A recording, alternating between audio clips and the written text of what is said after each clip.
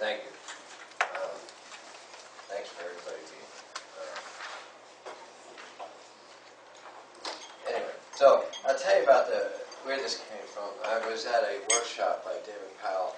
It was called Compassion Fatigue. It was down in Holyoke. We sponsored it, and I went there. And David Powell's I respect him. I think of him as a mentor, as counseling, and it was okay. It was an interesting conference, and I'll tell you one thing that happened. At one point, we did a self-test, and the self-test, I guess, was supposed to measure compassion.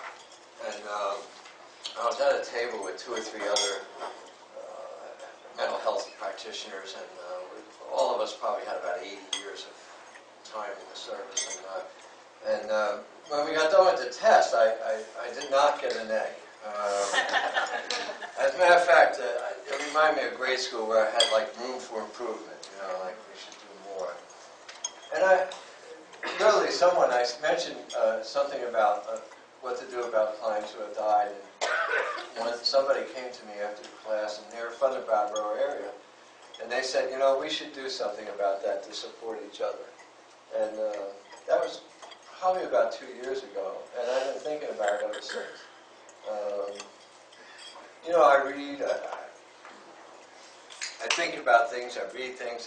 I'll tell Drew, I said, well, I'm thinking about that. Or, you know, I've been looking at this, and there'll be an article in the Wall Street Journal, or there'll be an article in the Times, and I'll look at it and I'll read it. And so when Gay came to me and said, you know, we want to do this workshop, would you like to do something? I think she was sort of prepared for me to talk about Suboxone or methadone or something to that effect. And I said, no, I'd like to do something about what happens to us as counselors, as mental health practitioners, and what that means over time.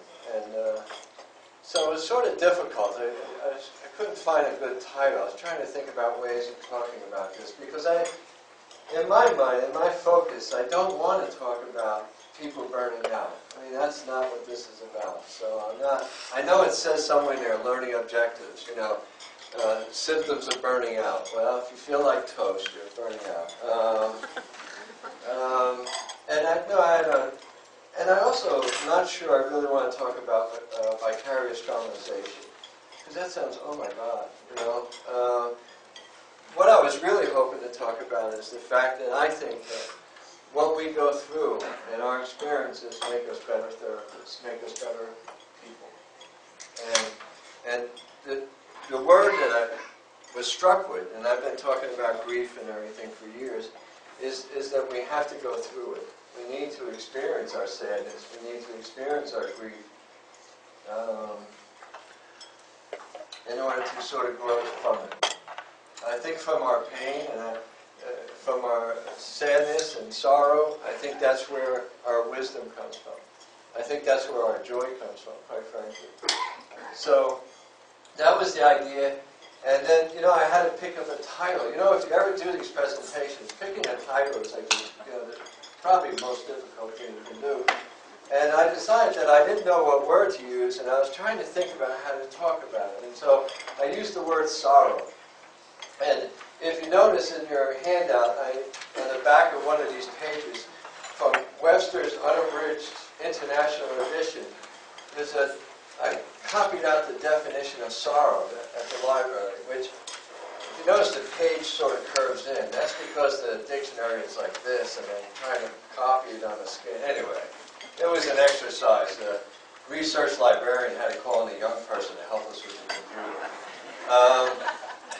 But when I thought about, and I want to say this, is that, you know, there's sorrow, and I know, to me, that's, I mean, I wanted to know, why did I think that was the right word? Why did I think, I mean, you know, why do words come to our mind unsolicited? And there's a reason why. I mean, you know, our unconscious tells you what the word is that we need to express. And I wasn't going to tell anybody what they should believe sorrow is, but I would like to share with you what I think it is. Almost at the bottom of the page, you'll see the word regret. It's about 6 or 7 sentences above the thing. And I'd just like to read what it says. Regret implies a sorrow, usually not outwardly manifest, and may designate pain of mind or spiritual anguish induced by disappointment, lost opportunity, or heartache, ranging in intensity from the mildest of momentary unhappiness at an invitation decline to intense pangs of remorse for a wrong done, usually signifying lighter rather than intense feelings. So when I think about working with clients and working with patients, and quite frankly, some of the patients over the years have died.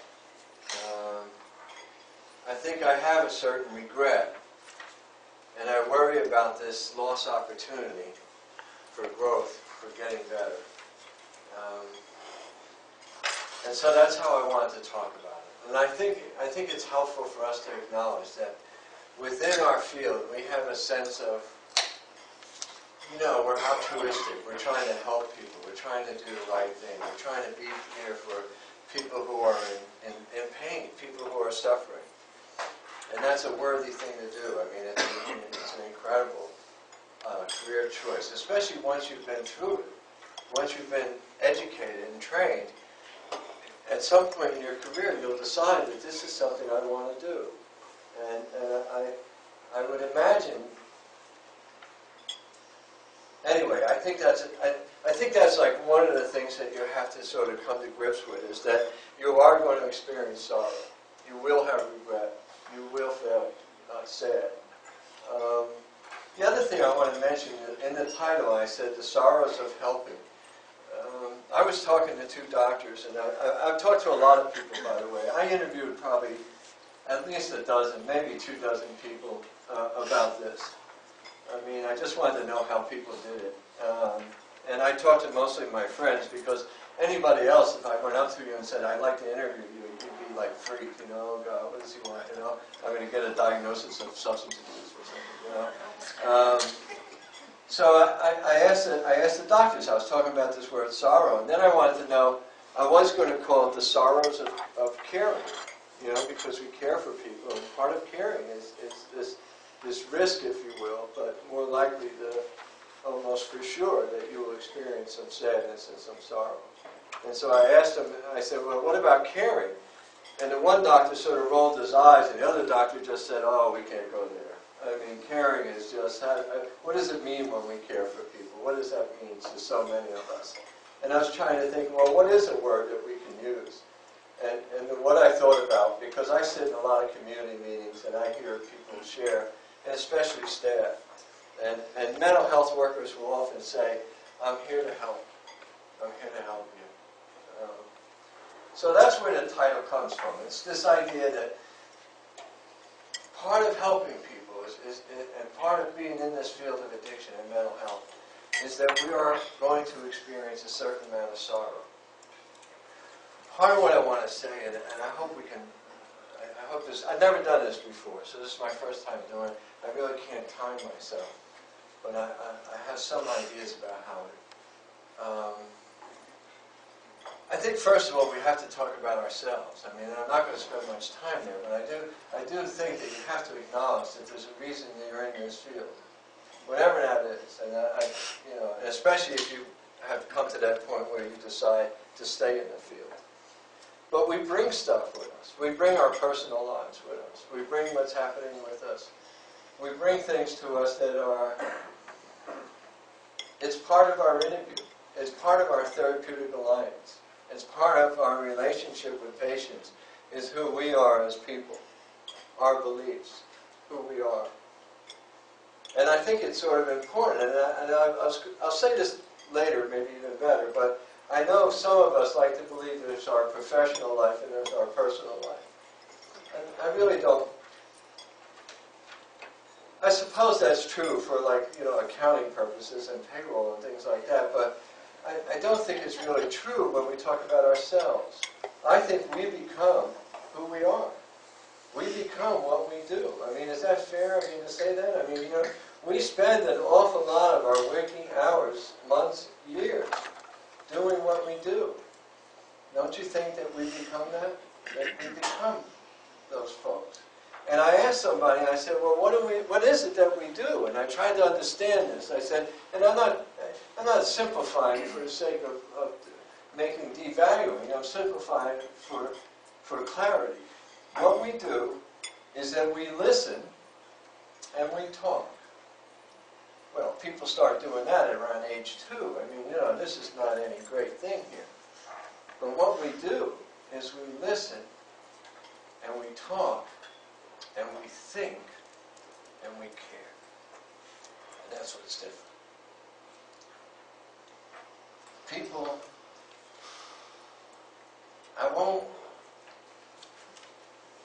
I mentioned this, I was talking to Fritz, Dr. Ringstrom about this, and there's this word,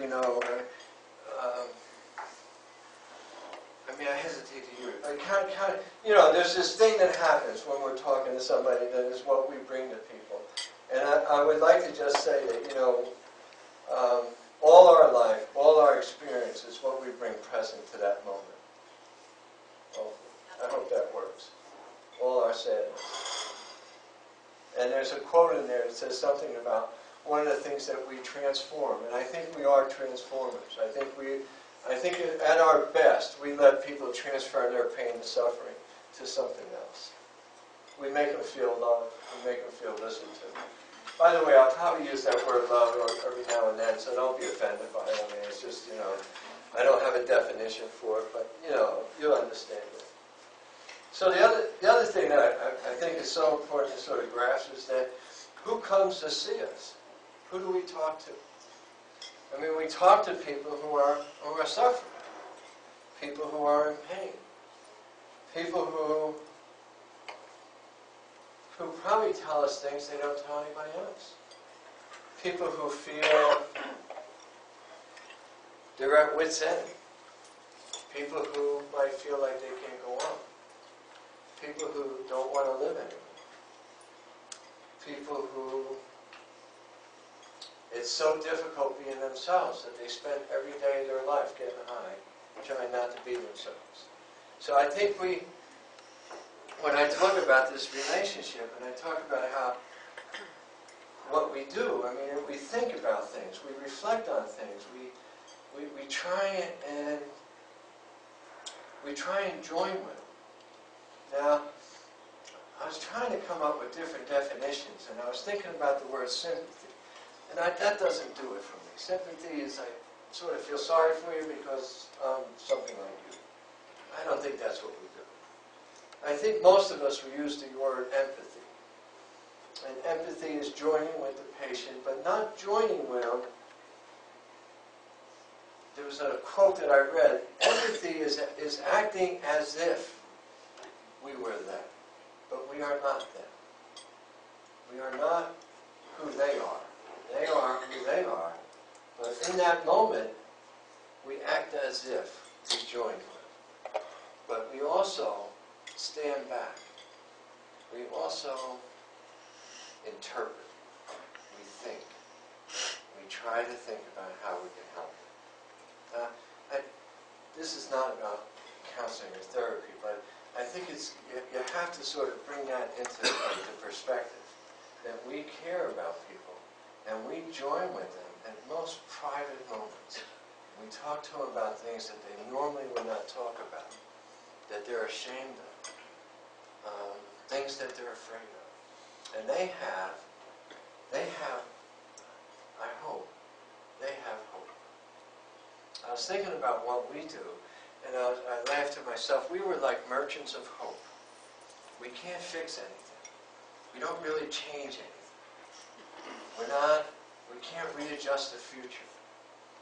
But we can sort of instill in them some hope and belief in their ability to recover and to get better.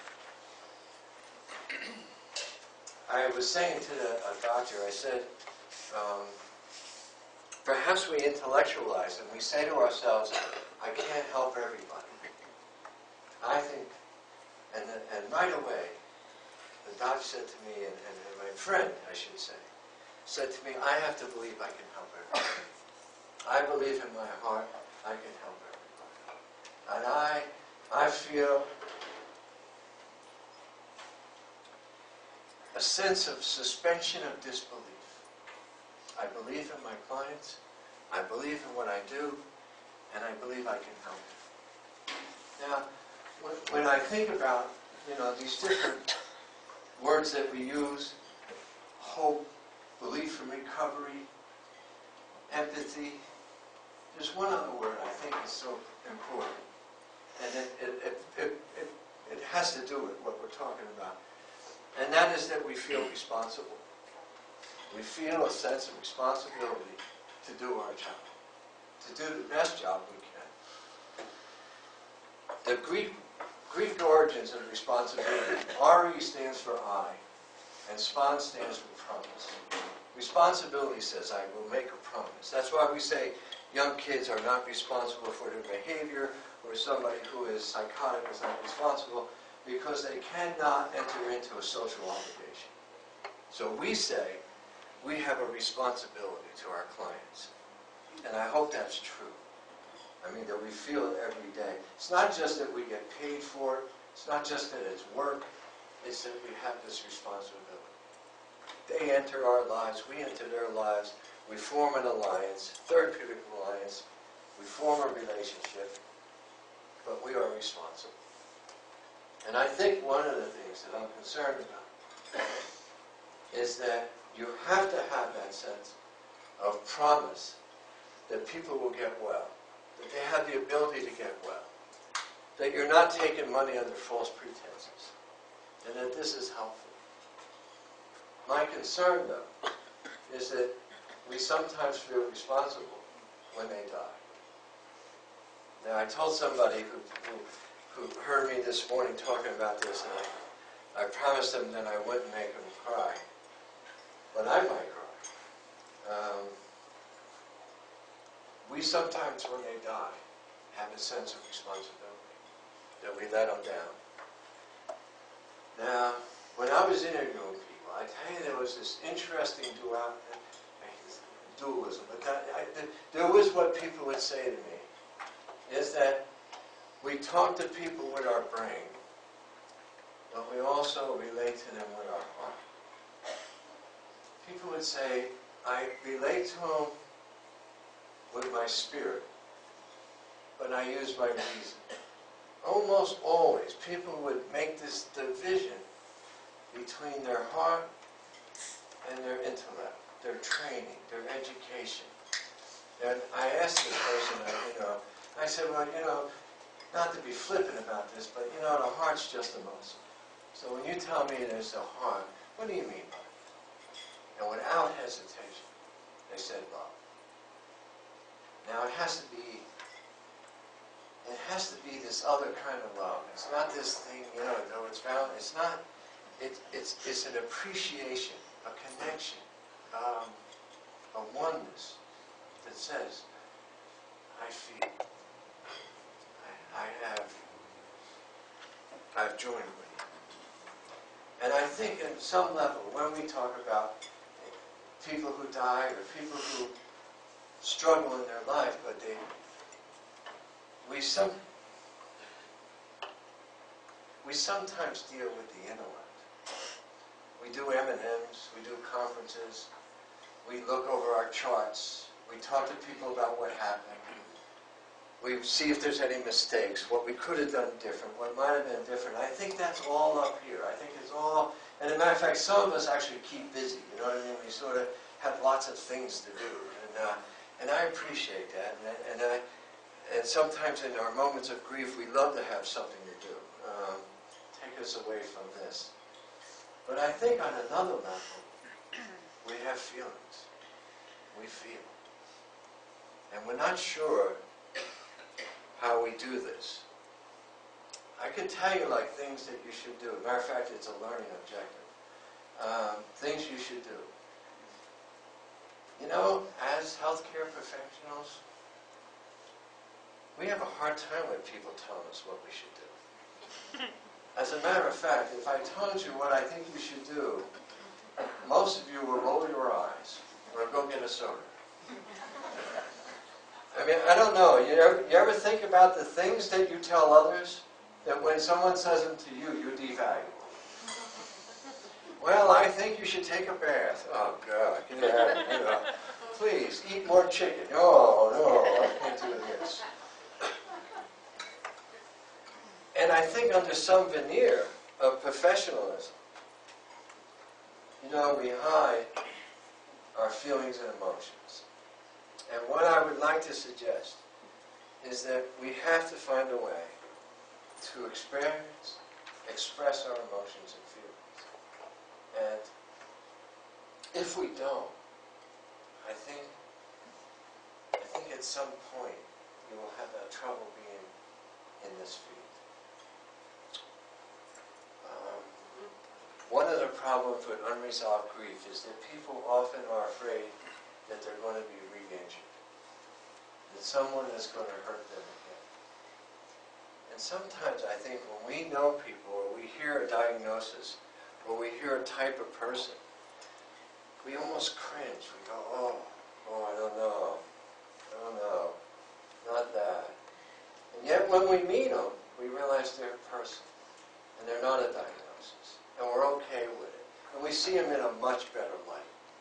I mean, if you've ever sat in treatment planning where someone is discussing a client or a patient and you have 4 or 5 people mention something and then one person speaks up and you just know from their comments that they have connected with their unit. And the rest of us were talking about their diagnosis or their axis 4 stressors. Imagine that the people we work with, some of them have personality disorders that make it almost difficult to join them, to care about them. I think what I'm getting to is that if we have I can't tell you how many doctors and therapists have said to me, I work with what they give me. I listen to what they tell me, because that's what's important. When I used to do a grief group with patients, I used to say, in some cases, the only thing they have to give me is their pain. And I have to accept it as a gift. But to go back, when you think about this sense of responsibility, and someone dies, and you have these feelings, and you wonder, what can I do with these feelings and emotions? And some of us, we don't want to talk about it. And sometimes we go home and we say we don't want to talk about it. In part of my conversations with nursing and people, I asked them, I said, when you go home, do sometimes you don't want to talk to anybody? They go, yeah. Sometimes I just don't want to meet somebody. Sometimes I turn on the TV and I see something sad and I just turn it off. I can't go there. I've had enough. And it's almost as if the well is empty. I can't give any more. And yet, we turn to people that we love and support, who support us when we need them. Over and over and over again, I've had people say to me, what got me through this was the people I work with. That's who got me through this. Folks that I talked to. I was talking to Dr. Maestrom, and he says to me, and we were talking about this, and I said to him, what do you think is the most important thing? He said, well, there's probably 2 things. One, we have to have trust, and the other is that we have to be vulnerable. Now, so many of us are so used to being, oh, I know it, I got this, or, I'm removed from it, or I don't take my work home with me. It's just foolishness. I mean, there is none of this. I mean, I don't know. I mean, I suppose you could do it, but I haven't met anybody. Really. We're not in the widget business here. You wake up thinking about it. You have moments at night you think about it. And I know, oh my God, you're over involved with your client. Leave me alone.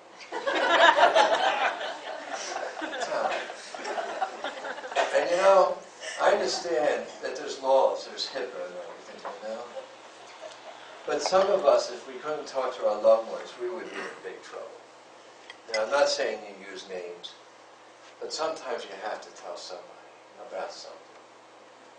Now, sometimes you don't say anything. Sometimes people say, you want to go here, you want to go there, and you go, no, I don't really want to go anywhere. I'm tired. I've had enough. My concern is that people with unresolved grief sometimes, they begin to act as if they care. they begin to get fear in their life that somebody will hurt them. That somebody, I remember I did a grief group with Don Annis. I did it for about 3 or 4 years. I was a young man. I was just a trained 28 years ago. And we did it in this room, and Don Annis was a psychologist. He was my mentor. And people would talk about all these sad things. I mean, if you've ever been in a grief group in a psychiatric hospital, I mean, you understand, this is, oh my goodness. And I remember thinking, and I know this sounds silly, but I remember thinking that the house cleaner used to come in after our group and clean, you know. And I often wondered, you know, does the vacuum cleaner not work that well? I mean, because of everything that we left there, because of everything that was said. And I think some of us carry it around. I think it colors us. And I don't mean this in a mean way, but I think it shapes us in some ways. And the problem with death sometimes is that it makes us reevaluate what we do. We wonder if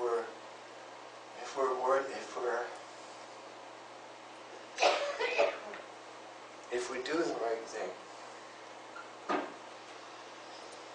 We might even question, was I effective? Was I good enough?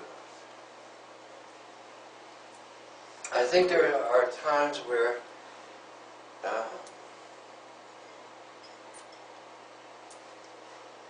one of my interviews with somebody, and this is really my purpose in doing this, is that for some of us, when we get through this, we're no longer naive.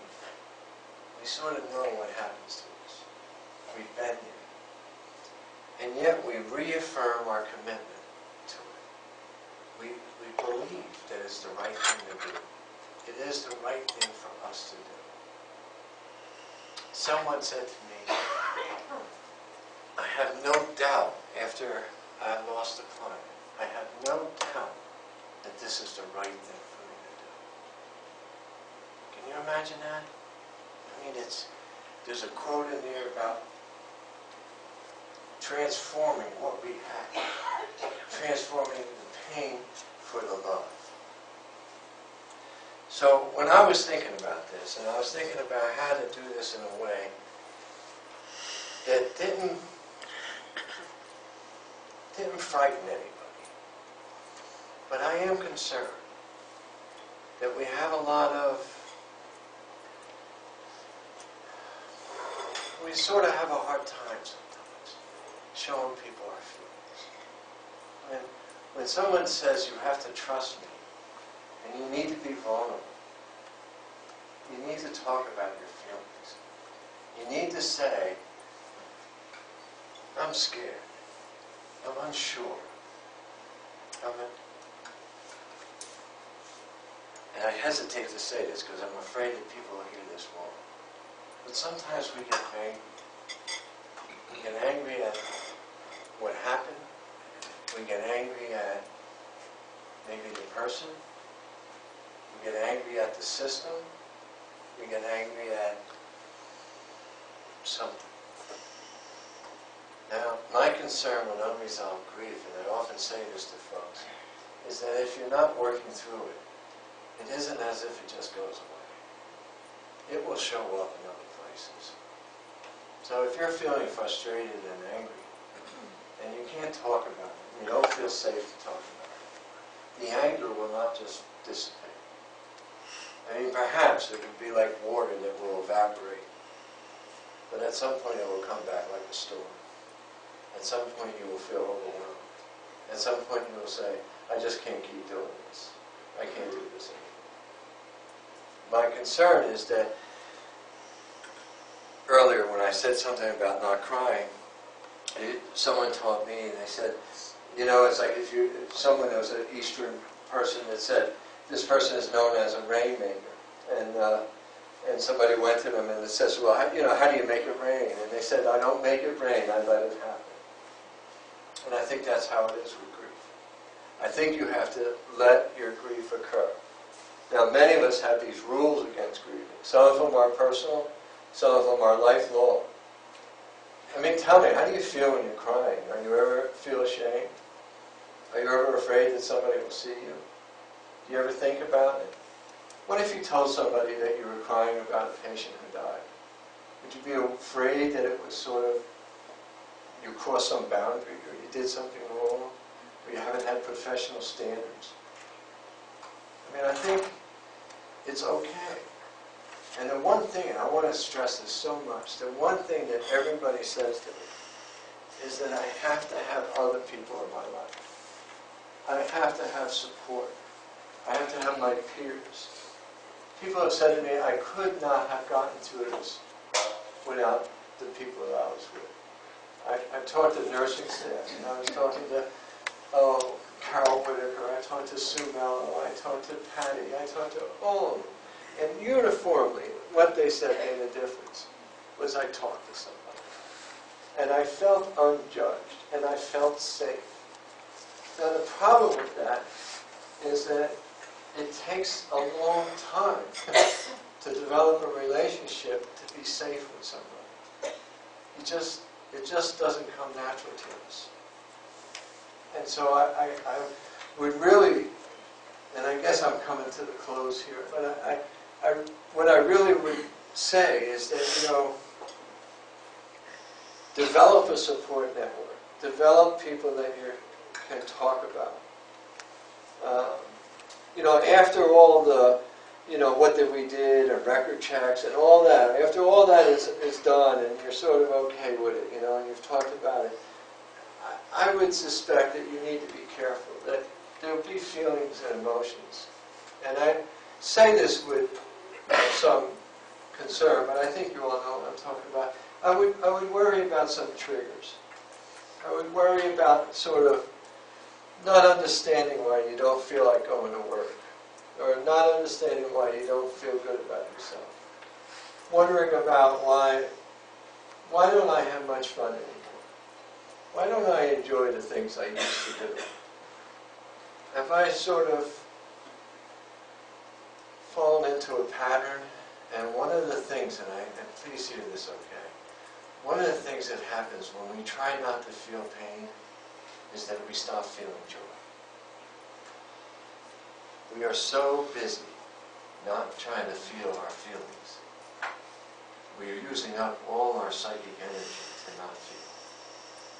And we're not having much joy in our lives. Now I don't mean that in a mean way. I mean, we show up, we love our kids, we do the right thing, we do what we have. But have we lost our joy of living? Have we lost the joy of what we do? I was thinking about this, that one of the things that we should come away with, and I've heard someone say, and I'm so afraid that this will sound corny, I guess. I think when we go through a death, when we go through a setback, when we have someone die, and we go through the grief, that we come out of it and we feel recommitted, and we feel, people with unresolved grief sometimes are so afraid of loving again, because loving again is an opportunity to get hurt. Now I know you're worried that I use the word love when we're talking about clients, but I will say that sometimes one of the ways to protect yourself from getting hurt is to maintain some emotional boundary where you don't go. And by the way, I would imagine some of you already know that in your interviews, where you sort of don't go there. There's times when you say, I can't hear any more of this. I can't do this. I really don't want to talk about this. Now remember, this is somebody who came to you, someone who you're responsible for. Now I don't mind if you say that after the first week or 2 weeks, you had a hard time with clients, you had a hard time, even a month. But at some point you have to say, I need to get some help. I talked to an RN yesterday who I love and respect for, who said, I had to go to therapy. I really did. She said, I was so trying to control everything, so nothing bad could happen. And I spent all my time doing that. she said, I had to get some help. And so I guess that's what I'm hoping. And I think everybody who came here today, and you know, what I'm talking about, I think, is the price of your free meal. There is no free meal. But I think everybody who responded to this, I don't think you did it because it was a free meal. I think you read the words, and you found a reason to come. And I think you recognize it. Right? One of the great gifts, and again, I'll stop with this, but is to understand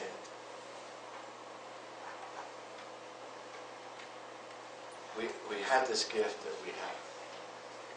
It's the gift of healing. It's the gift of care. With that gift comes risk. With that risk, by putting ourselves out, we put ourselves at risk. We have to sort of work through that, work through the pain and the sadness, to move it on and to make it transformational.